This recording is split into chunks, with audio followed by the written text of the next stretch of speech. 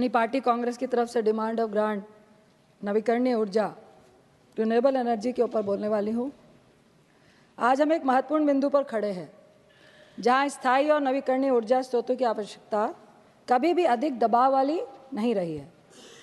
जब हम नवी और नवीकरणीय ऊर्जा मंत्रालय के कामकाज की चर्चा करते हैं तो मुझे इस साल जनवरी में NACIN का उद्घाटन स्मरण हो जाता है, जहां माननीय हमारे प्रधानमंत्री जी ने स्वामी तुलसीदास द्वारा रामराज में कर टैक्सेशन प्रणाली के विवरण का उल्लेख किया था। मैं समझती हूँ कि मेरा भाषण नवीकरणीय ऊर्जा के मंत्रालय के कामकाज तक ही सीमित होगा और मैं ऐसा करने का आपको वचन देती हूँ। यानी टैक्सेशन, पहले मैं अध्यक्ष महोदय अपने माननीय प्रधानमंत्री द्वारा प्रतिपादित टैक्सेशन के रामराज प्रणाली के दावे की जांच करवाना चाहती हूँ। इससे पहले जैव गैस संयंत्र, सौर ऊर्जा आधारित उपकरण, सौर ऊर्जा जनरेटर, पवन मिल, पवन संचालित बिजली जनरेटर उपकरणों, सौर लालटेन, सौर लैंप, महासागर तरंगे संयंत्रों, फोटोवोल्टिक कोशिकाओं जैसे जितने भी नवीकरणीय ऊर्जा उपकरण थे उस पर मात्र 5% GST लगती थी। हालांकि GST परिषद और सरकार माननीय प्रधानमंत्री के दावों का पालन करने में विफल रही है। ये ऐसा कैसे हुआ मुझे समझ नहीं आ रहा, क्योंकि अक्षय ऊर्जा उपकरणों पर GST दर को पिछले 5% से बढ़ाकर अब 12% कर दिया गया है। इन तथ्यों से माननीय प्रधानमंत्री साहब जो भारत राम राज्य संग्रह कर प्रणाली का पालन करवाना चाहते हैं, वास्तविकता के बजाय एक जुमला प्रतीक होता है। राम राज में जब लोगों पर कर लगाया जाता था, मैं राम राज की बहुत बात करी जाती है तो मैं उस इतिहास पे ले जाना चाहूँगी, तो उन्हें कभी भी लोगों को ये नहीं लगता था कि उन पर कर लगाया जा रहा है, क्योंकि कर उसी तरह एकत्र किया जाता था जैसे सूर्य पृथ्वी से जल आर्द्रता एकत्र करता है और फिर उसकी भलाई और समृद्धि के लिए उस पर वर्षा कर देता है। भगवान राम का विचार करदाताओं को और लोगों को यह महसूस कराना था कि सरकार उनके कल्याण के लिए काम कर रही है। हालांकि आपकी सरकार, कलयुग की सरकार, उन लोगों पर लगा रही है जो कर है, जो सूरज से आने वाली ऊर्जा को संग्रहित करने और उसका उपयोग करने का साहस करते हैं। इसके अलावा सरकार द्वारा, आप ही लोगों ने कहा है कि 2070 तक शुद्ध, अभी हमारे स्पीकर भाजपा के भी बोल रहे थे कि कार्बन उत्सर्जन प्राप्त करने के लिए निर्धारित लक्ष्य प्राप्त करना है। जिस तरह से कर की रफ्तार बढ़ रही है, हमें नहीं लगता है कि आप इस लक्ष्य को प्राप्त कर पाएंगे। भारत सरकार ने बिजली की खपत के लिए सौर ऊर्जा का उपयोग करने के उद्देश्य से गुरुग्राम में 2015 में ही अंतर्राष्ट्रीय सौर जो गठबंधन की स्थापना की। हालांकि अगर हम इलेक्ट्रिक वाहनों पर ध्यान केंद्रित करते हैं, जिन्हें सरकार द्वारा बढ़ावा दिया जा रहा है, तो वे अपनी ऊर्जा का एक बड़ा हिस्सा जो है वह कोयला बिजली से लेते हैं। और आप ही की रिपोर्ट में कहा गया है कि लगभग आज भी अपनी ऊर्जा का जो प्रॉपर इलेक्ट्रिक की जितनी चीज़ें चल रही है, आप 55% कोयला बिजली से ले रहे हैं। और दूसरी तरफ हम ग्रीन एनर्जी की बात कर रहे हैं, रिकॉर्ड में तो 55% है मंत्री महोदय साहब, लेकिन रियलिटी में सौर, विंड, हाइड्रोजन सब मिला के भी जो 40-45% बिजली की हम बात कर रहे हैं, सच्चाई में तो मात्र ये 15 से 20% ही है, क्योंकि शाम में आपको इसमें दिक्कत आती है ड्यू टू हमारे पास भंडारण नहीं है, दूसरा हमारे पास क्लाइमेट की प्रॉब्लम है, तो इसको उजागर करना चाहिए था। दूसरा, माननीय सभापति महोदय, ये आश्चर्य की बात है कि एनडीए सरकार पर्यावरण को बचाने के लिए आम जनता की वकालत करती है, लेकिन दूसरी तरफ जो सुनने में आया, जो ऑथेंटिकेशन में मैं लेके आई हूँ, माननीय प्रधानमंत्री मोदी साहब के विशेष सुरक्षा समूह SPG ने 3 विशेष बंतरबग्ध वाहनों के पंजीकरण की अवधि बढ़ाने के लिए NGT के समक्ष एक आवेदन दायर किया था, जिसको बाद में रिजेक्ट कर दिया गया। SPV के लिए NGT द्वारा आवेदन को खारिज कर दिया गया, लेकिन ये सरकार के अरसरी रंग को दर्शाता है।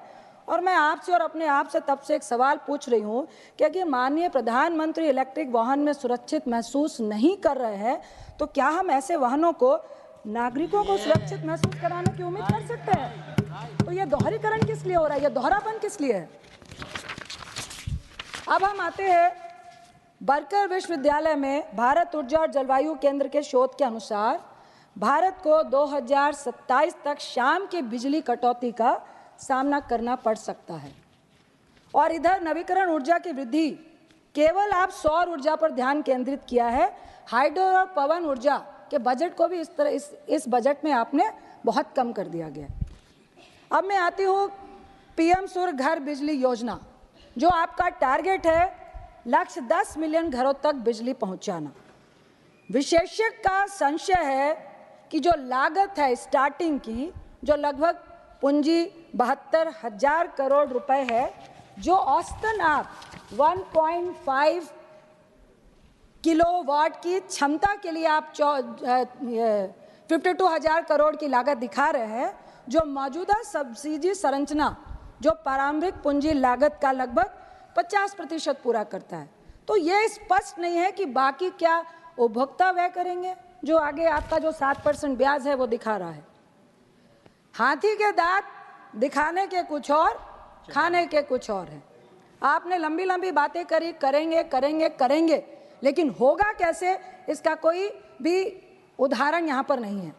आप छत में सौर ऊर्जा मुफ्त, प्रधानमंत्री मुफ्त उपजा की बात करते हैं, जो 2022 का लक्ष्य से 40% कम है। मुफ्त बिजली का वादा आपने किया है, जिस पे आप सबसे ज़्यादा फोकस, रूफटॉप प्रधानमंत्री मुफ्त योजना। आप मेरे को ये बता दीजिए कि लगभग 1 kg वॉट में आपको 50-60 हज़ार रुपये लग रहे हैं। 1.5 लाख में लगभग 78,000 पे आप सब्सिडी दे रहे हैं। लगभग 72 से 73 हज़ार पे जो उपभोक्ता है उसको 7% ब्याज, जो मार्केट ब्याज है, उस पे आप उनसे ब्याज ले रहे हैं। तो सबसे पहले तो ये मुफ्त योजना है क्या?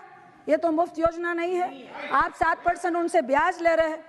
दूसरा, फिर आप कह रहे हैं कि बिजली उत्पादन अगर ज़्यादा हो रही है 300 यूनिट से, या 300 यूनिट भी आपकी नहीं लग रही है, तो आप डिस्कॉम को जमा करें। क्या डिस्कॉम, प्रधानमंत्री ने कहा कि उपभोक्ता को फायदा होगा, व्यापार होगा। अभी आपके स्पीकर भी कह रहे थे 15,000 का फायदा होगा। डिस्कॉम उपभोक्ता को क्या कैश पैसा दे रहा है? क्या नहीं दे रहा है ना, तो उसको फायदा किस तरह से हो रहा है? दूसरा, फिर से झूठ। डिस्कॉम ऊपर से डिस्कॉम का मीटरिंग का जो पैसा है वो लोगों को अलग से देना है। तो फिर यह जुमला नहीं तो क्या है? मेरे कुछ सवाल हैं। सोलर सूर्य में बहुत सारी खामियां हैं, उसके लिए पहला सवाल है, सोलर पैनल महंगे हैं एक गरीब आदमी के लिए। मान लिया तब भी वो 1.5 लाख का पैनल लगवा भी लेता है, ये बहुत बारीक चीज़ें हैं। तो छत पर उसकी क्षति होने, चोरी होने पे क्या सरकार उसका बीमा देगी? क्योंकि अभी ये खर्च गरीब आदमी को भुगतना पड़ रहा है। उदाहरण के लिए कई चोरी की घटनाएं आई हैं। कल ही मेरी दोस्त के चाचा ने 2 लाख का सोलर पैनल छत पे लगाया था, वो बैटरी वाला था। 65,000 की बैटरी चोरी हो जाती है, क्या सरकार उसकी बैटरी वापस देगी क्या? दूसरा पॉइंट है, हमारे पास विभिन्न मानकों के सौर गुणवत्ता प्रणाली ऊर्जा है। कौन तय करेगा कि कौन अच्छा है और कौन खराब है? उसकी क्वालिटी कौन तय करेगा कि किनका बेहतर है? मानक कैसे आप सेट कर रहे हैं? आज की तारीख में हम पूरी तरह से सच्चाई में चीन को लाल आंख दिखाने की बात करते हैं। आप तो चीन पर ही निर्भर हैं। क्या ऐसी कोई रिपोर्ट है जिसमें इंस्टॉल करने की तकनीक जो भारत में है उसका उल्लेख है क्या? नहीं है। चौथा सवाल है, क्या सरकार ने ऐसी कोई सरकारी अनुमोदित agency OEM, original equipment manufacturer, स्थापित की है जो गरीबों और मिडिल क्लास को मुफ्त मरम्मत और रख रखाव का भरोसा कम से कम पहले 4-5 साल तक दे सके? कोई ऑथेंटिकेशन नहीं है। एक मैं सलाह देना चाहती हूँ कि क्या आप कह रहे हैं कि अगर ज़्यादा बिजली किसान ने ली तो उसको आप डिस्कॉम में दे, क्यों नहीं पंचायती राज को, पंचायत की ज़मीन पे पंचायती राज के लोग सोलर पैनल लगाएं और जो ज़्यादा बिजली होती है डिस्कॉम और सरकार उनसे खरीदे। उपभोक्ता क्यों सरकार को देने जाए? उससे पंचायत को फायदा होगा, उनको कैश मिलेगा। वास्तविकता यह है कि सूर्य घर बिजली योजना एक लॉलीपॉप है जो वास्तविकता को छुपाती है। यह आम भारतीयों के लिए व्यवहारिक नहीं है, क्योंकि 7% ब्याज के साथ साथ मीटरिंग डिस्काउंट शुल्क भी जारी आप रख रहे हैं। मेरी मांग है कि कम से कम मुफ्त के नाम पर जो ब्याज दर 7% मार्केट दर के नाम पर है, उसे जीरो करना चाहिए आपको। अब हम बात करते हैं भाजपा चीनी भाई भाई, मोदी चीनी भाई भाई। एक तरफ हम आत्मनिर्भर भारत की बात करते हैं, लेकिन दूसरी तरफ लाल आग दिखाने की बात करते हैं चीन को। लेकिन मुझे मालूम है 2 दिल मिल रहे हैं मगर चुपके चुपके। एक तरफ आत्मनिर्भर की बात, दूसरी तरफ सूर्य पीएम योजना का बुनियादी और सौर मॉड्यूल और बैटरी के लिए क्या आप टोटली चीनी आयात पर निर्भर नहीं है? क्या आप हाँ ना कहेंगे? जबकि सौर और मॉड्यूल और बैटरियों के निर्माण को मजबूत करने के लिए घरेलू निर्माताओं को समर्थन देने की आवश्यकता थी, जो अभी तक मिली नहीं है। यह है भाजपा का आत्मनिर्भर भारत, जिसमें भरपूर मुनाफा किसको हो रहा है? चीन को हो रहा है। और दूसरी तरफ आप दिखाने की बात कर रहे हैं, तो क्यों नहीं हम कहें कि मोदी चीनी भाई भाई। अब मैं पेरिस समझौते पे आती हूँ। पेरिस समझौता यानी 2030 तक, जो 2015 के तहत 2030 तक अपना लक्ष्य अक्षय ऊर्जा का उत्पादन को 500 गीगावाट पहुंचाना है। अभी तक हम पहुंचे हैं 200 गीगावाट तक, और 500 2030 तक पहुंचने के लिए आपको हर साल 50 गीगावाट बनाना है। लेकिन सच्चाई में अभी आप मात्र 15 गीगावाट ही बना पा रहे हैं, वो भी सौर, ग्रिड, हाइड्रो, विंड बायोगैस मिलाने के बाद। इसका कुछ भी आंसर और ऑथेंटिकेशन नहीं है कि आप 50 गीगावाट तक पहुंचेंगे कैसे, जब यहां पर इतनी सारे प्रॉब्लम्स आ रही हैं। इसके बाद मैं आ जाती हूं डिस्कॉम पे। डिस्कॉम डेवलपर्स के लिए सबसे बड़ी समस्या बन रहा है। एक तरफ 300 गीगावाट का लक्ष्य पूरा करने के लिए मैं सलाह दे रही हूं आपको, सरकार, डिस्कॉम, डेवलपर्स, उपभोक्ता यानी गरीब आदमी और मिडिल क्लास, इनका आपस में समन्वय होना अति आवश्यक है, जो अभी दिख नहीं रहा है। उदाहरण, हर राज्य में आप डिस्कॉम अपने तरीके से काम करता है। अगर एक डेवलपर्स को 25 साल के लिए अब सौर ऊर्जा बनाने के लिए अनुमति देते हैं, वो अपना प्लान खरीदता है, आप उसको 5 साल का अप्रूवल, हर 5 साल का रिन्यू करते हैं। आप उसको पहले 5 साल में कह देते हैं कि आपको 100 मेगावाट बिजली बनाने की अनुमति दी है। लेकिन बड़े सारे ऐसे कंप्लेन आई हैं कि 5 साल के बाद वो जब रिन्यू कराने जाता है तो उसको कह दिया जाता है कि अब आपको 50 मेगावाट ही बनानी है।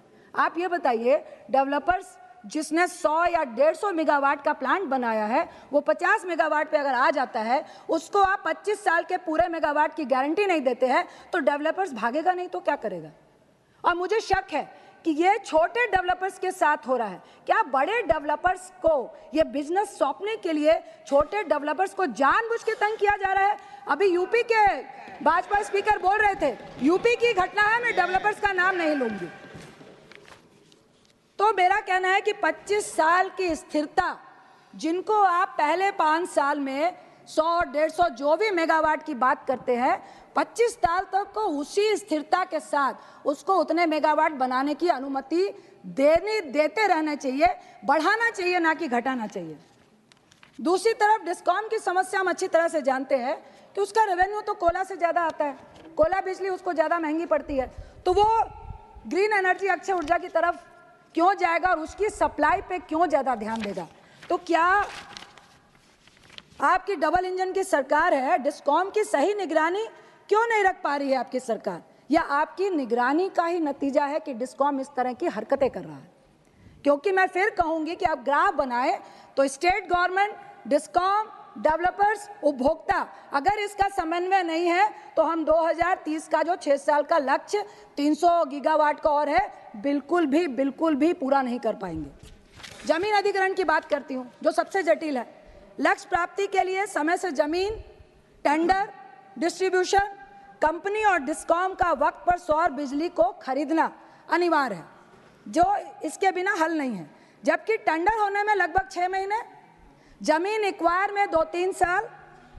तो 2030 के 300 गीगावाट को लक्ष्य को कैसे पूरा करेंगे? मंत्री साहब, टेंडर हुआ, आप क्या देंगे कि टेंडर हो गया, हो जाएगा, लेकिन जमीन एक्वायर में आपको 2-3 साल लगेंगे, तो हम लक्ष्य तक कब पहुंच रहे हैं? जबकि राजस्थान, गुजरात, तमिलनाडु, कर्नाटक, आंध्र प्रदेश सबसे ज़्यादा पोटेंशियल रखते हैं सौर ऊर्जा बनाने के लिए। मैं यहाँ एक सलाह देना चाहती हूँ, ट्रांसमिशन लाइन बननी चाहिए इन प्रदेशों में भी। अभी आपकी राजस्थान और गुजरात में सिर्फ राजस्थान, पश्चिम राजस्थान ही के पास इतनी बंजर जमीन है कि वो 400-500 गीगावाट तो वही बना सकता है, और वहाँ पे ट्रांसमिशन बन रहा है, और गुजरात में, लेकिन जिस स्पीड से बन रहा है वो बहुत धीमी है। इस तरह से हम टारगेट को अचीव नहीं कर पाएंगे।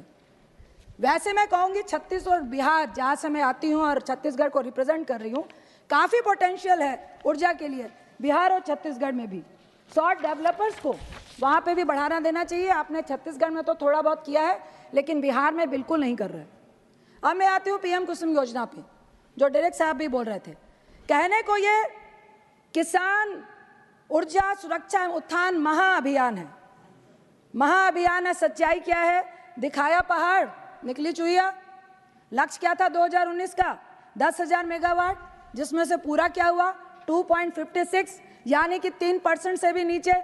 14 लाख और पंप के लक्ष्य, 14 लाख पंप के लक्ष्य थे, और स्थापित कितने हुए?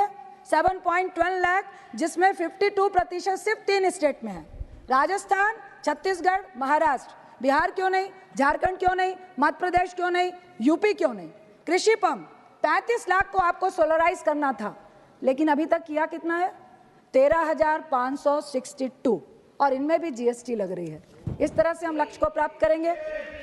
एक बार फिर आप किसान को धोखा दे रहे हैं, आपसे बड़ी बड़ी बातें कर रहे हैं। उदाहरण मुझे याद है, वित्त मंत्री मुझे याद आ रही हैं, उनका जुमला याद आ रहा है, रेलवे सॉल्ट ट्रैक, फरवरी 2020। मैं वित्त मंत्री जी के जुमले को कोट करती हूँ। उन्होंने कहा था, last solar panel capacity alongside rail track to be settled. उन्होंने क्या कहा था? 51,000 हेक्टेयर जमीन जो बिना उपयोग के रेलवे की जमीन, रेलवे ट्रैक के साइड में होता है, वहां कम से कम कितना? 10 गीगावाट क्लीन ऊर्जा उत्पन्न करने की क्षमता रखते हैं। कहाँ गया वो प्रोजेक्ट? क्या रिप्लाई करेंगे क्या कि 10 छोड़िए, 2 गीगावाट भी रेलवे ट्रैक के आसपास बना है क्या? ये जुमला नहीं है तो क्या है? इसके साथ पवन ऊर्जा, जिसको आपने आज गायब कर दिया है इस बजट से। माना कि पवन ऊर्जा सौर ऊर्जा से महंगी है, पर इसमें मात्र 2-3 प्लेयरों की मोनोपोली है। क्यों है? क्यों महंगी है? अगर आप प्लेयरों की कंपटीशन बढ़ाएंगे, उनकी मोनोपोली कम होगी, तो नेचुरली है कि पवन ऊर्जा भी सस्ती होगी। क्या यहाँ पे भी कोई सरकार का षड्यंत्र है क्या? साथ में मैं डाटा सेंटर की बात करती हूँ, आपको सलाह दे रही हूँ कि डाटा सेंटर बहुत बड़ा उभरता हुआ सेक्टर है। दुनिया की बड़ी बड़ी कंपनियां, अमेजॉन, सॉफ्टवेयर, माइक्रोसॉफ्ट सब जुड़ी हुई है। वह भी चाहती हैं कि ग्रीन एनर्जी से जुड़ा जाए, लेकिन ऐसा हो नहीं पा रहा। हालांकि आपके ministry of information and broadcasting ने डेटा सेंटर के लिए नीति बनाई है, लेकिन मिनिस्ट्री ऑफ रिन्यूएबल एनर्जी ने कोई भी पॉलिसी नहीं बनाई है। तो क्या सिर्फ आपका जो इवेंट मैनेजमेंट है उससे काम होगा? आप अपना आरपीओ ठीक क्यों नहीं करते हैं? ई वाहन पे आती हूँ, जिसकी बात अभी क्वेश्चन आवर में भी चल रही थी। अक्षय ऊर्जा का विषय है, जिसमें हम वातावरण को स्वच्छ करने के लिए यह सारे प्रयास कर रहे हैं। हमें इलेक्ट्रॉनिक अवशेष उत्पादन और उपचार के बारे में उल्लेख करना अनिवार्य हो जाता है। नवंबर 2023 में एक आरटीआई के जवाब में केंद्रीय प्रदूषण नियंत्रण बोर्ड द्वारा दी गई जानकारी के अनुसार 2021-22 में देश में लगभग 16,01,155 मीट्रिक टन से अधिक इलेक्ट्रॉनिक कचरे का उत्पादन हुआ है, और सरकार ई कचरा प्रबंधन नियमों को पूरा करने में विफल रही है। विभिन्न आईआईटी के शोध के अनुसार ई कचरे में Misa, cadmium, chromium, brominate, flame, पॉलीक्लोरिनेटेड बाइफेनाइल जैसे जहरीले पदार्थ होते हैं, जो लैंडफिल में ई कचरा मिट्टी और जलाशयों को दूषित करते हैं, और साथ ही खाद्य आपूर्ति प्रणाली और जल स्रोतों को खतरे में डालते हैं। इसके बारे में रिन्यूएबल एनर्जी क्या कर रही है? और ये ऑथेंटिक कोर्ट का मेरे पास ऑथेंटिकेशन है। एक तरफ देश की अनिश्चित स्थिति को ध्यान में रखते हुए एनजीटी को हमारे प्रधानमंत्री के नेतृत्व में देश के इलेक्ट्रॉनिक कचरे के ज्ञानपूर्ण चरण के मुद्दे क्या संज्ञान लेना पड़ा, लेकिन हमारे प्रधानमंत्री सेल्फी लेने में खुश हैं। अंत में कंक्लूड कर रही हूँ कि हमारी मांग है कि सरकार से अनुरोध करती हूँ कि अच्छे ऊर्जा उपकरणों को जीएसटी के दायरे से छूट दी जानी चाहिए ताकि लोगों को सौर ऊर्जा के लिए प्रोत्साहित किया जाए। माननीय प्रधानमंत्री द्वारा साथ ही जो दावे की पुष्टि की जा सके कि सरकार का जो कर संग्रह है वो राम राज्य प्रणाली का पालन करती है। अध्यक्ष महोदय, सरकार को यह स्वीकार करना होगा कि अक्षय ऊर्जा के भंडारण की समस्या है और वो सब कुछ गरीब लोगों पर आप नहीं छोड़ सकते कि आपको बस डिस्कॉम को जमा करना है और डिस्कॉम सप्लाई नहीं करेगा, बल्कि उसे अक्षय ऊर्जा की स्थापना, भंडारण, चैनलाइजेशन में सक्रिय भूमिका जो है निभानी पड़ेगी। और इससे ही अक्षय ऊर्जा में आप रोजगार की बात करते हैं, अभी तक ऐसा कोई रोजगार उत्पन्न अक्षय ऊर्जा ने किया नहीं है। इससे रोजगार पैदा होगा जब उसको चैनलाइजेशन करेंगे और भंडारण करेंगे। और मैं ये भी बताना चाहती हूँ कि 300 गीगावाट 2030 बजट की लागत कितनी आ रही है? लगभग मेरा जो अनुमान है 12 से 13 लाख करोड़। इसका स्रोत क्या है, कहाँ से लेकर आएंगे, क्या यह सही है कि नहीं, 2030 तक कितनी लागत लगने वाली है? मुझे उम्मीद है कि भारतीय माननीय प्रधानमंत्री और उनका मंत्रिपरिषद मौजूदा अक्षय ऊर्जा में आ रही समस्याओं का हल करेगा, ना कि समस्याओं को पैदा करने का काम करेगा। मैं आपको आश्वस्त करती हूँ अपने पार्टी की तरफ से, हमारे एलओपी माननीय खड़गे साहब, हमारी मैडम सोनिया गांधी जी, हमारे लोकसभा के एलओपी राहुल गांधी जी, जो सत्य के प्रतीक और न्याय के समर्थक है, सरकार को लोगों के कल्याण के लिए काम करने पर हम हर संभव सहायता का वादा करते हैं। मैं माननीय मंत्री जी से अंत में एक रिक्वेस्ट करना चाहूँगी। बहुत बातें हो रही है कि रिन्यूएबल एनर्जी में बहुत सारा रोजगार मिलेगा, पर जितना खोजा मैंने मुझे कहीं भी रोजगार उत्पन्न होता हुआ दिखा नहीं। मैं आज से रिक्वेस्ट करती हूँ, कम से कम नवीकरण ऊर्जा मंत्री से अनुरोध है कि मंत्रालय और उसके तहत काम करने वाले उपक्रमों के तहत महिलाओं को कम से कम 33% जो आरक्षण है, आप अपनी मिनिस्ट्री में ही उचित कदम उठा दीजिए। और साथ में मुझे उम्मीद है कि अक्षय ऊर्जा क्षेत्र, एक बात को जरूर ध्यान में दीजिएगा, मुझे उम्मीद है मंत्री साहब कि अक्षय ऊर्जा भारत के हाथ में रहेगा, अक्षय ऊर्जा भारत के हाथ में रहेगा, भारत के जेन्युइन लोगों के हाथ में रहेगा, छोटे डेवलपर्स को भी मौका मिलेगा। इससे आप दोबारा से A1, A2 जैसे निजी कारोबारियों को संभालने की पेशकश नहीं करेंगे, इसकी मैं उम्मीद रखना चाहती हूँ।